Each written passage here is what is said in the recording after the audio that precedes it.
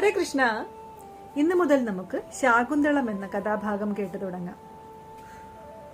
ചന്ദ്രവംശ രാജാവായ പൂരുവിന്റെ വംശപരമ്പരയിൽപ്പെട്ടതാണ് ദുഷ്യന്തൻ എന്ന കീർത്തിമാനായ മഹാരാജാവ്. ഒരിക്കൽ മൃഗയാ വിനോദത്തിന് വേണ്ടി അദ്ദേഹം കാട്ടിൽ കൂടി സഞ്ചരിക്കുമ്പോൾ ഒരു ആശ്രമം കണ്ടു. തന്റെ സേവകരെ പുറത്തു നിർത്തി അദ്ദേഹം ആശ്രമത്തിനുള്ളിലേക്ക് കടന്നു.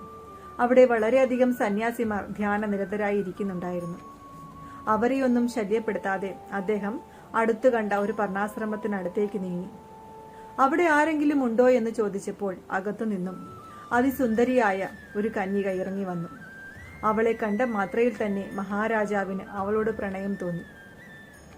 കണ്ണുപുത്രിയായ ശകുന്തളയാണ് താനെന്ന് അവൾ മഹാരാജാവിനോട് പറഞ്ഞു. ദുഷ്യന്ത മഹാരാജാവാണെന്നറിഞ്ഞപ്പോൾ ശകുന്തള അദ്ദേഹത്തെ പരിചരിച്ചു.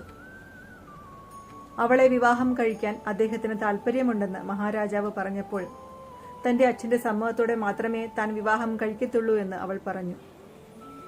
പക്ഷേ അവളെ കണ്ടാൽ കണ്ണുവിന്റെ പുത്രിയാണെന്ന് തനിക്ക് തോന്നുന്നില്ല എന്ന് മഹാരാജാവ് പറഞ്ഞു. അപ്പോൾ ആരാണ് യഥാർത്ഥത്തിൽ ശകുന്തള എന്ന് നമുക്ക് നാളെ കാണാം. അപ്പോൾ എല്ലാവർക്കും ഹരേ കൃഷ്ണ.